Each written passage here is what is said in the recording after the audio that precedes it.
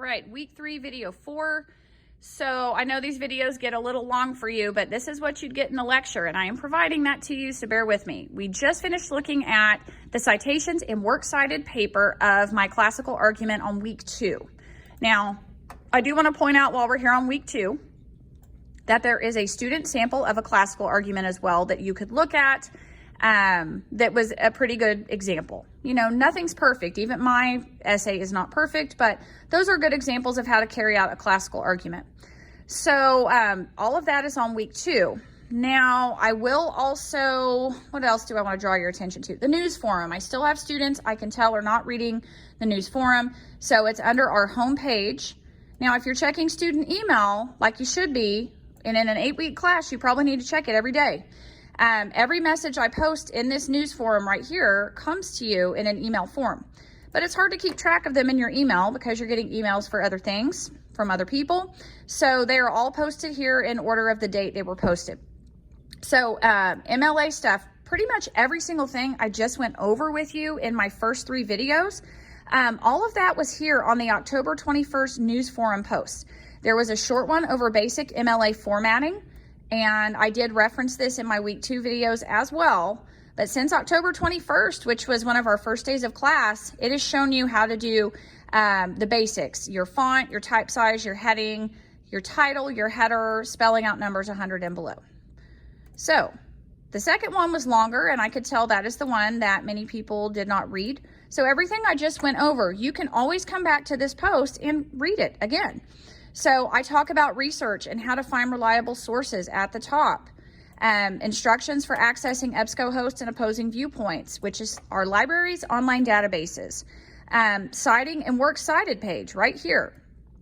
And then it talks about how to make your works cited entries, how to cite. So what we just talked about in the previous video, citing so that you're not plagiarizing. So again, just make sure that you come back to this or you email me questions if you have them. So all of that MLA stuff is there. You just need to access it, please. Okay, so let's go back to the main page and let's look at what are you actually doing on week 3. So all my videos will be posted here that I'm recording. There are some documents posted to help you with what are claims, subclaims, and reasoning and evidence. So it's a really pretty short video, 11 minutes, that is designed to help you with your first assignment. And then I did post some shorter videos over in-text citations and the works cited page. These are from the Purdue OWL. So if you still feel like you're not getting the MLA stuff, these are both really short that you can watch.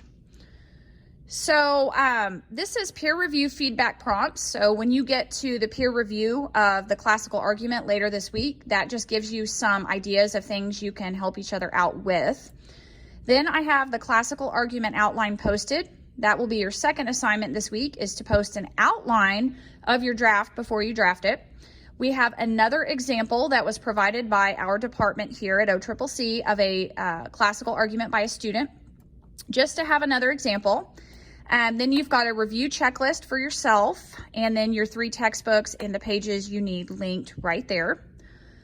So, like I said, I reduced this. This was originally 5 assignments, and I've gotten it down to 3 assignments plus an optional 4th. So we're going to go through all of this very slowly. So your first activity is a reflection on a former classical argument. If you took English Composition 1 here at OCCC, you should have already done one, and I would just ask that you use that.